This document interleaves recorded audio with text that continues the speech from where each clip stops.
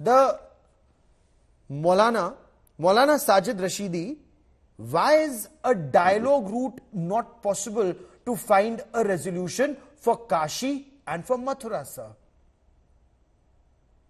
देखिए, वो इसलिए पॉसिबल नहीं है।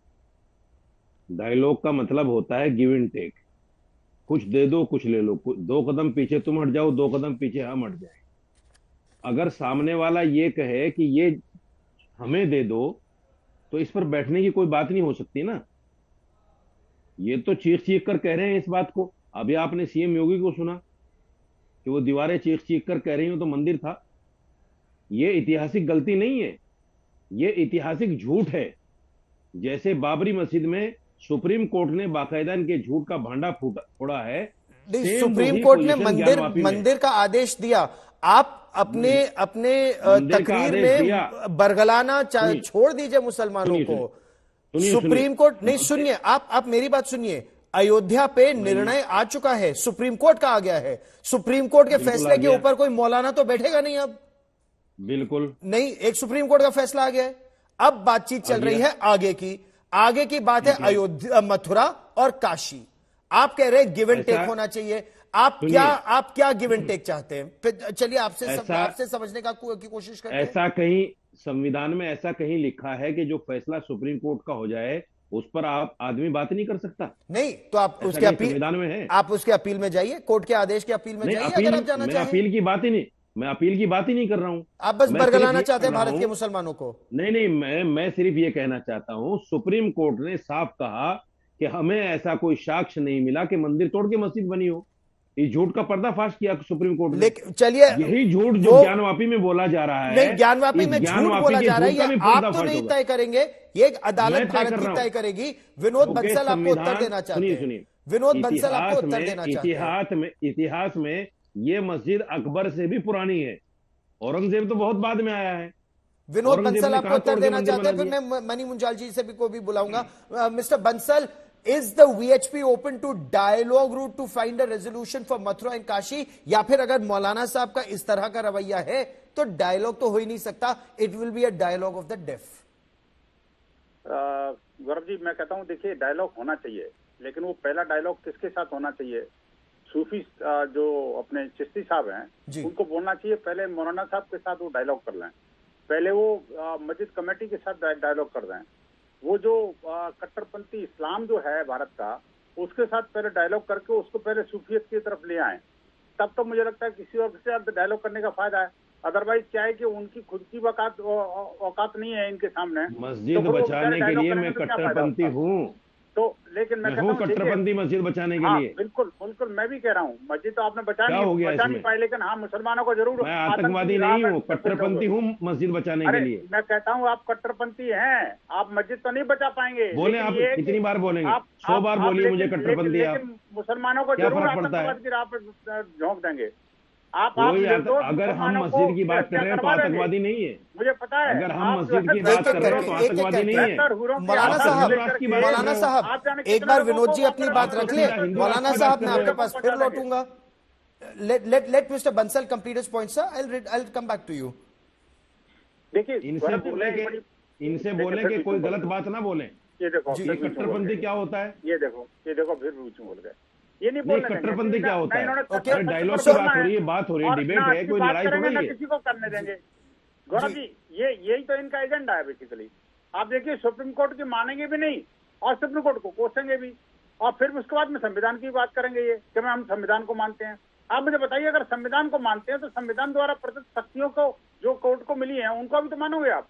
मैं कहता हूँ हमें डायलॉग की आवश्यकता नहीं है, मैं बड़ा क्लियर कहता हूँ।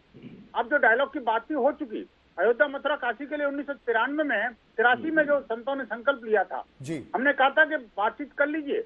और देखिए, अपने अयोध्या वाले मामले में कितनी बार बातचीत का दौरा चला, लेकिन 2-4 बातें तो हुई, उसके बाद में भागते नजर आए, कोई रुका ही नहीं। तो let me get Mani Munjal into this conversation. इस चर्चा को आगे बढ़ाते हैं। Mani Munjal, will the dialogue route work? Will it be legally acceptable? You've in a way heard both sides of the story. Is the dialogue route possible, ma'am? Gaurav ji, before that, I would just like to clarify one thing. Initially, you displayed a statement made by Sohan Lal Arya ji as petitioner of the Gyanvapi case, which is not true. He is not the petitioner, whereas all the plaintiffs, 5 plaintiffs, strongly disagree with any kind of compromise taking place. That is number one. Number two, as I stated, we do not think that any kind of dialogue or compromise is possible, primarily because the law creates an embargo under Order 23, where it says that until a leave of court is obtained, we cannot go into a compromise. And number two, who are we to enter into a compromise when it is not our property? It is the property of the deity that has been vested since time immemorial. Absolutely, and absolutely. Ample number of times stated, once the property is vested in the deity, it will forever remain with the deity. So who are we to enter into a compromise? Okay. No, but nobody is asking for a compromise. The thing is work towards a dialogue. Is a dialogue possible to move forward? Even a dialogue is not possible. There was a similar situation that arose during the Ayodhya dispute, where the court said that you can enter into a mediation, have a dialogue and see if something can be done about it. Okay. At that time, my senior Harishankar Jain ji made one statement that I'm going to say it in front of you. He said, "Zameen ka sauda ho sakta hai, zameer ka nahi."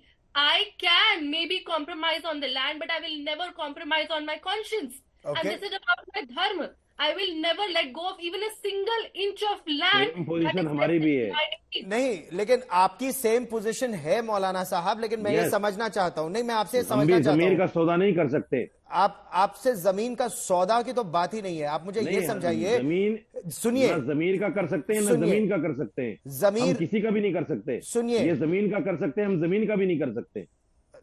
ये आप मुझे ये बताइए, मथुरा में योगेश्वर श्री कृष्ण का जन्म हुआ था, वहीं पर औरंगजेब ने वो मंदिर गिरा के मस्जिद बनवाई, इसके साक्ष्य मौजूद है। आप मुझे ये बताइए, हिंदुओं के लिए भगवान कृष्ण की जन्मभूमि बहुत ही उनके इष्ट है, तो उनके लिए ये बहुत ही अच्छी जमीन है, शुभ जमीन है। आपके लिए उस जमीन का क्या महत्व है? आपके लिए मक्का मदीना का महत्व हो सकता है, आपके लिए अब मथुरा और काशी का क्या महत्व है? इस्लामिक आस्था में मस्जिद जहां एक बार बन जाती है वो कयामत तक मस्जिद रहती है। लेकिन वो मस्जिद अगर मंदिर तोड़कर बनाई गई है तो वो मस्जिद नहीं हो सकती। वो मनु मुंजाल आपको कानूनी प्रक्रिया बताएंगे, तो आप ही का धर्म कहता है।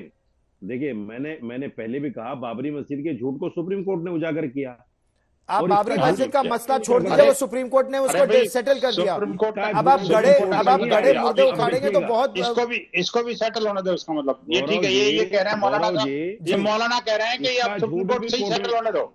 अभी ये कोर्ट ही सेटल करेगा। ये मौलाना, ये इनके जैसे मौलाना उनको सेटल नहीं होने देंगे। अरे भाई साहब, ये डायलॉग तो इनके दिमाग में है। विनोद जी, उस समय मौलाना साहब जब बोल रहे थे तो मैंने उनको भी रोका था। आपसे भी निवेदन कि अब मौलाना साहब को सुन लेते हैं। गो ऑन मौलाना साहब। अभी जो विनोद जी ने संविधान की दुहाई दी है कि हम संविधान को मानते हैं, ये कितना संविधान को मानते हैं? कोर्ट में केस था बाबरी मस्जिद का और 92 में तोड़ दी इन्होंने मस्जिद। ये इतना संविधान को मानते हैं।